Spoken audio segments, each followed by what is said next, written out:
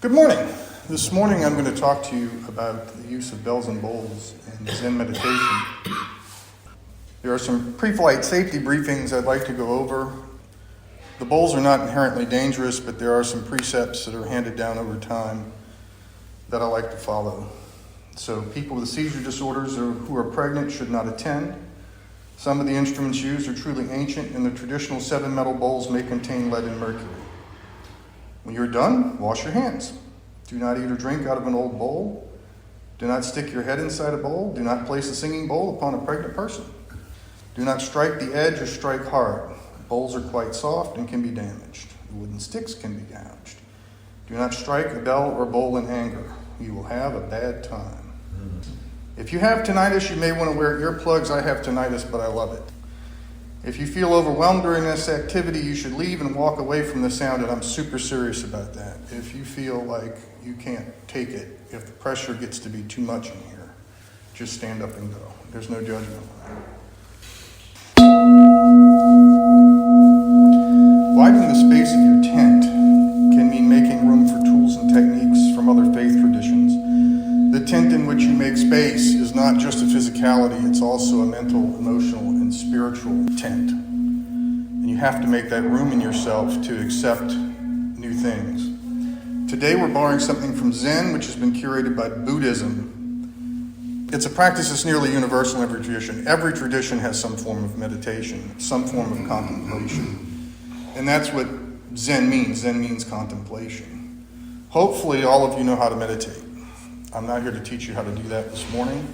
Hopefully you also know why you meditate. And if you don't, I invite you to explore that as well.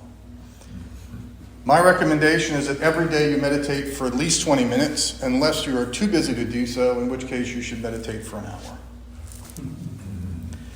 Zen is not a philosophy and it's not an ideology. It's simply a method of sitting in silence and contemplating the nature of your existence. It's not something that you believe or disbelieve.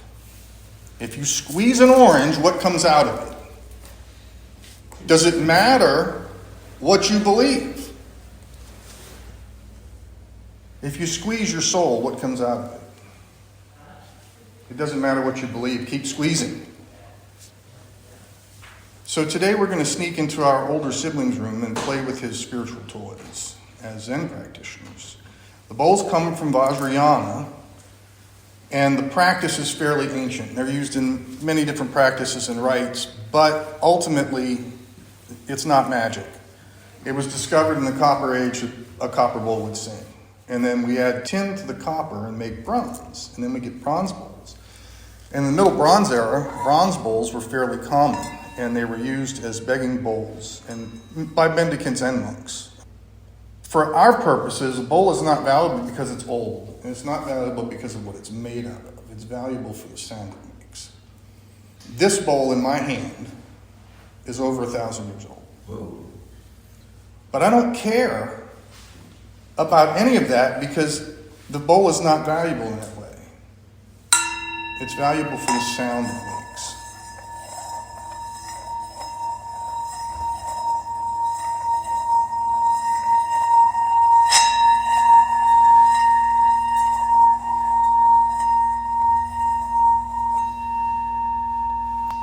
Bells and bowls are used in meditative practice because they remind us to focus.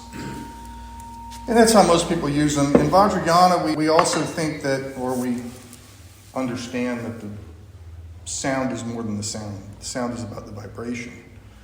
The sound is just a vibration that you hear, and the bowls can resonate into ranges that you can't hear, but that you can certainly feel. So vibration doesn't just enter your body through your ears, it enters your body through every atom of your being. Your atoms vibrate with the sound of the universe. Every atom in your body. And that is the sound of creation itself. As spiritual seekers, we are eventually haunted by the memory of creation. And that's where we're going today. We usually find that when we start seeking it, the memory of creation has been looking for us. So it's not usually a hard find. When we awaken the memory of creation, we get that deep knowing of our connection with one another and to the source of all creation. But how do we awaken it? Well, one of the ways to awaken it is with a bowl, because the bowls themselves are echoes of creation. They make the sound of the universe. You can hear in them the echo of the voice of God. Divine vibration is the cause of all manifestation.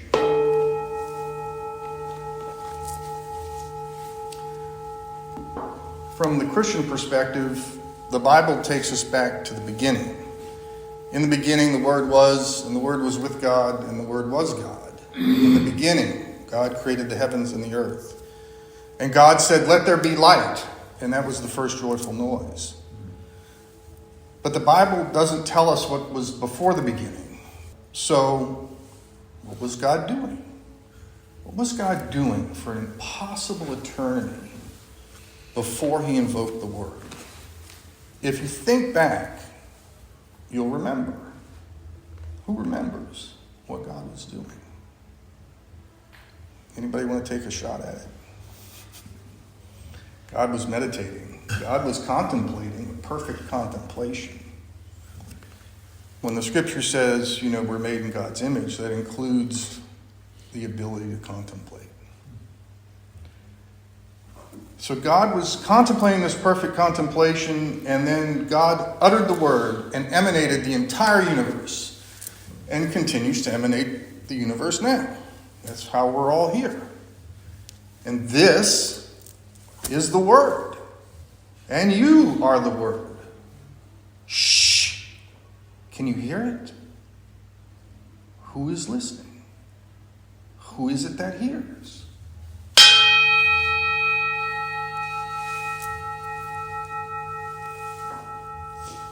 And that's the end of my crazy talk. So common objects can be rung and sung. And we're talking about bowls and their ability to create this sound. What I call the sound of the universe.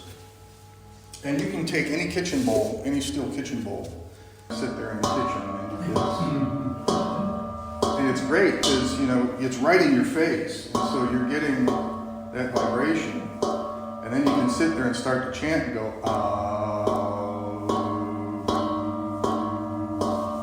and you put everybody in the house to sleep. So you don't have to go out and spend $1 million. You can just go to the kitchen and hear the sound of the universe. So at this point, there's some more cautions and warnings, and I'm going to do a demonstration of how to sing a bowl. Cautions are: keep the bowl clean. Don't touch the rim of the bowl with your fingers, because the oil from your fingers will make it hard to sing. Do not strike a bowl with violence. Again, you will have a bad time. You're not hitting it to make it serve you. You are using your intention to ask the bowl to sing. Touch the bowl. You're not striking it. You're not doing something to the bowl. You're doing something with it. It's your partner in this. The sound is not something that arises from your activity. If you're trying too hard, it's not going to sing. Any animal can make a bowl ring, but it takes a beautiful intention to make it beautifully sing. My notes say, good luck explaining that, try not to sound too crazy, but here we are. So I'm going to demonstrate that, because I've had some feedback from people who've seen bowls, and I want you to understand what that means. The major mistake people make when they start to sing a bowl is, well, one, they pick a big bowl, okay? And I love my temple bowl, but that's heavy. I like the little bowls because they're portable and they're responsive, okay? And part of the problem is that people, when they start trying to sing the bowl, they're trying to make it sing. They're trying to do this like they're stirring a pot. And in reality, slower is better, okay? And so now I'm an animal making a noise, okay? And now I'm going to attenuate my spiritual pressure, and I'm going to change my intention, and I'm going to ask the bowl.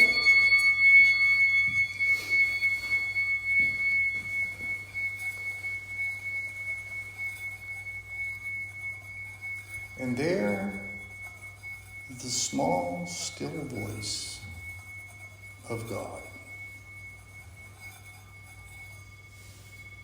Try this at home. Any bowl will do. Go get one, please. I invite you to pick any bowl you like Except that really big one. I promise you'll be unhappy.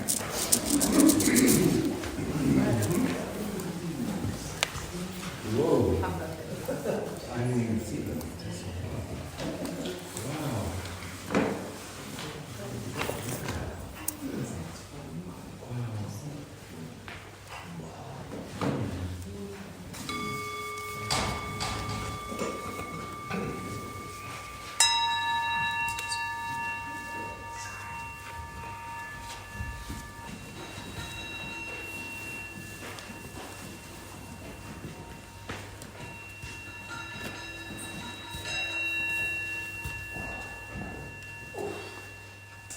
And I'm not trying to teach you all how to swim today. I'm just trying to teach you all to get your toes back.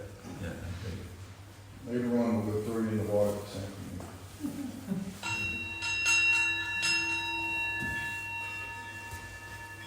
Once everybody is chosen what they choose, and everybody picked the 12 and the 10-inch bowls. Those are actually a lot of fun. I recommend them later. So let's just start with that. Just touch the edge of the bowl. Like I said, you're not striking to create violence. You're asking the bowl to ring. And in Zen, this is usually the way a bowl is used. It's simply an attention, something that is attention. This bowl here is a rin, which is a Japanese temple bell. It's not a bowl, it's a bell. And it does not sing. It does ring. But if you try to sing it, it's terrible. Right? So once you've done that for a minute, and actually getting the bowl to ring is a good place to start to get it to sing. And so you're going to take your stick and just rub it. Now, since this is an adult class, I'll give you the Vajrayana aspect of this, and that is that in Vajrayana, the stick is a lingam, that's a penis, and the bowl is a yoni, that's a vagina. So it's about speed and pressure.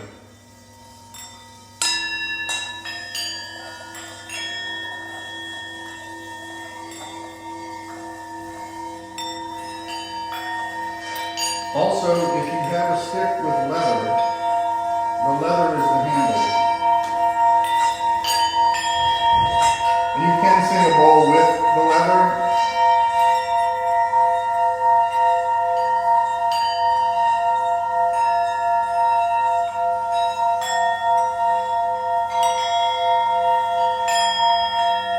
I realize I might be blowing you out of the water with this one.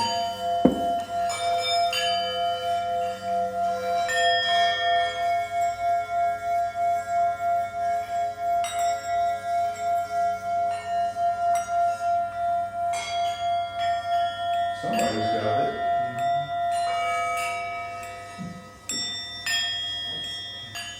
I think it was you. You got it. No, I have my thumb on.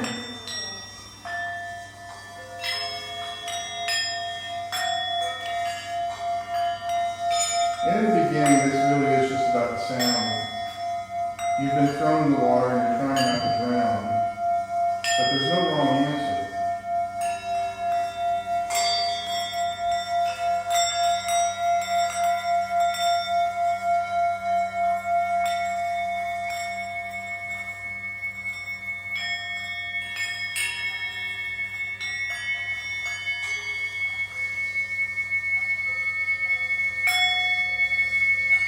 So I can't tell if that's me or y'all. No, that was me. Sorry.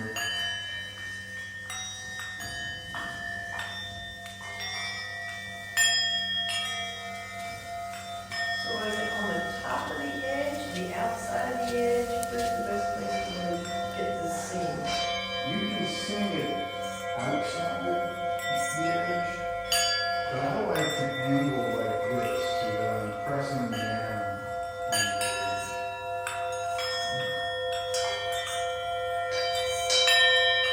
Maybe it's useful at that point.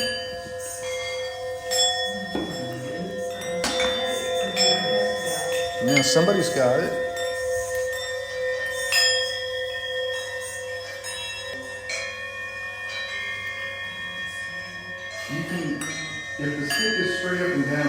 doesn't contact the actual ring. So I like to angle the stick.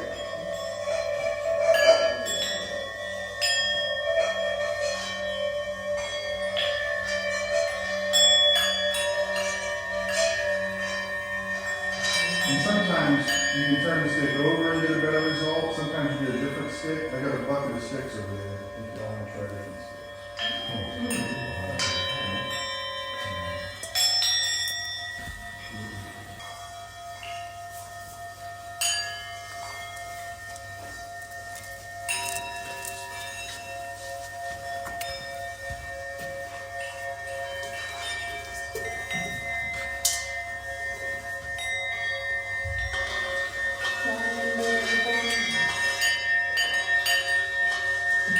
The chanting comes later.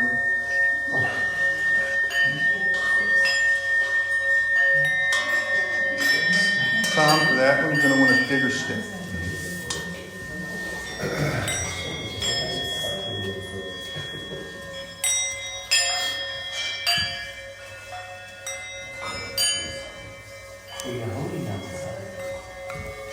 Mitch, try to change your grip so that your wrist is getting stuck. Exactly. Thank you. Yeah. There you go. Thank you.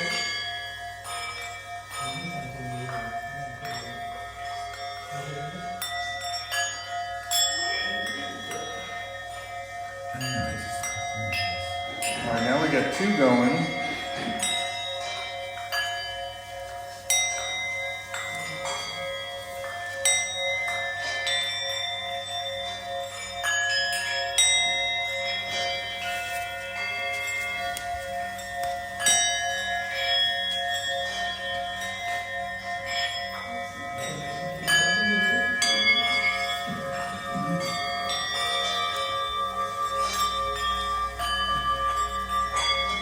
Here, you are an expansive person.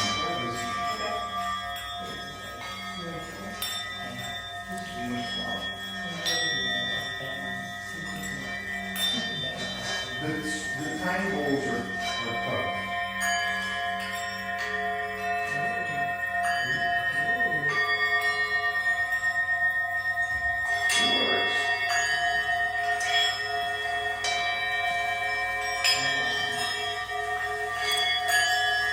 A lot of that's intention. And the little bowls are hard, and the big bowls are hard. The ones in the middle are easy.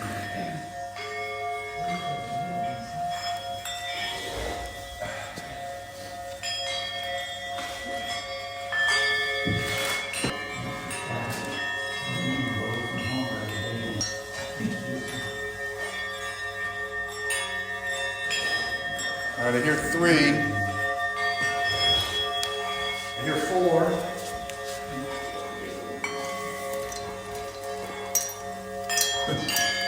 Yeah, if you want to change your bowl, if your bowl is not cooperating, ask another bowl. It's like 5-minute dating.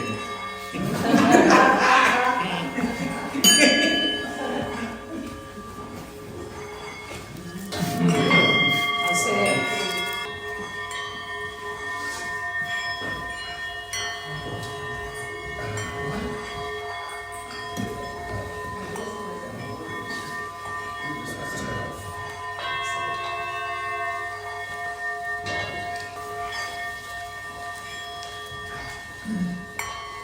Really big bowls are really big stick.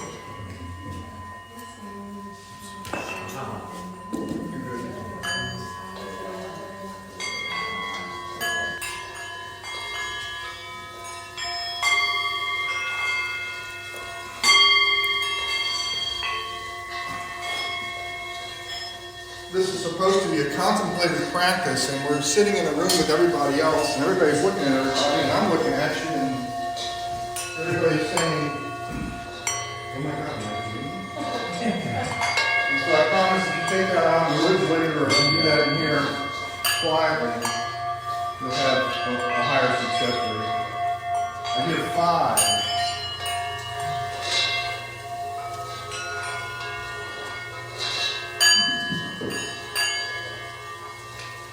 bowl rattles, it's about pressure and speed. Slow down and press harder.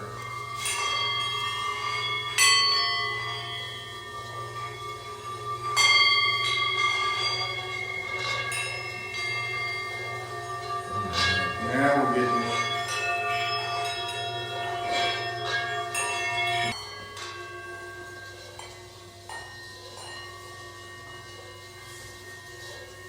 We're out of time for that now. Later on, you will certainly have the opportunity. You can go ahead and put your bowls back on the table as you like, or you can hold on to it if you're greedy about it and use that one later.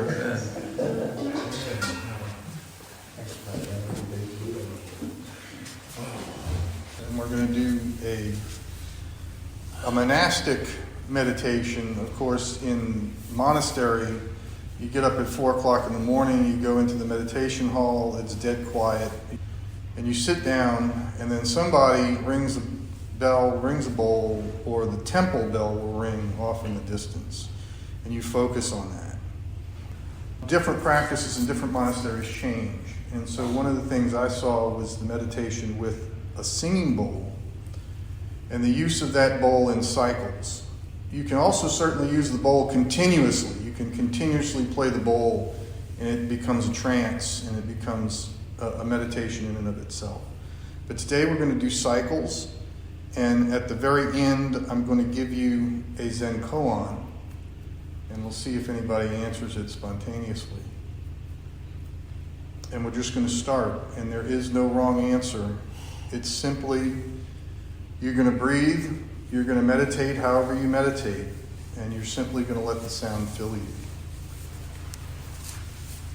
This is a temple bowl, which is several hundred years old. They were made deliberately for a time, and they are made deliberately now. Those 10-inch bowls are brand new out of Nepal. They don't sound like this, but they're close.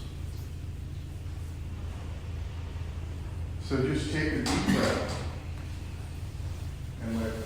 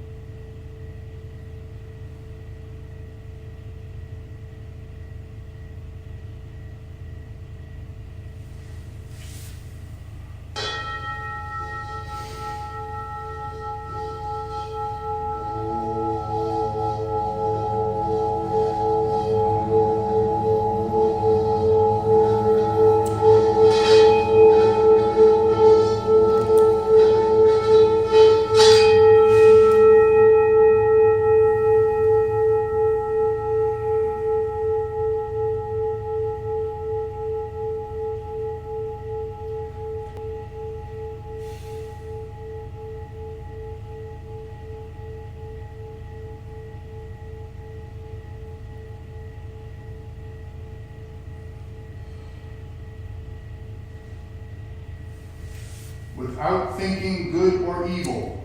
What was your original face before your parents were born?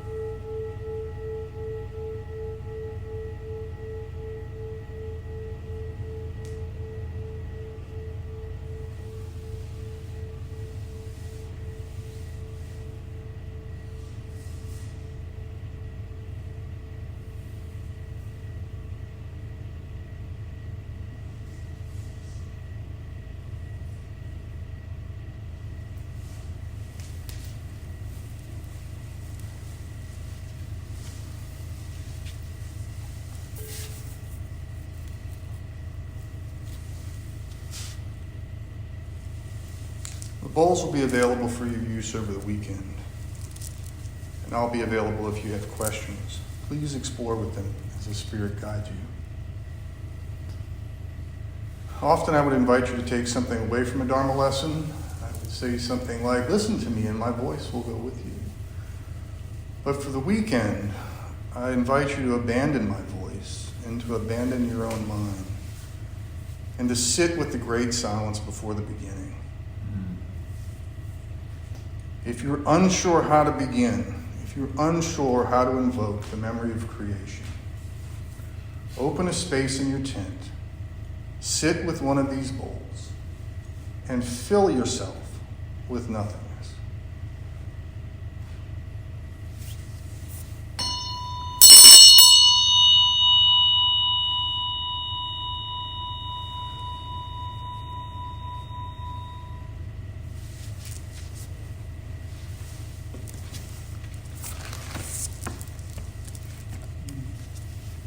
Thank you all for coming.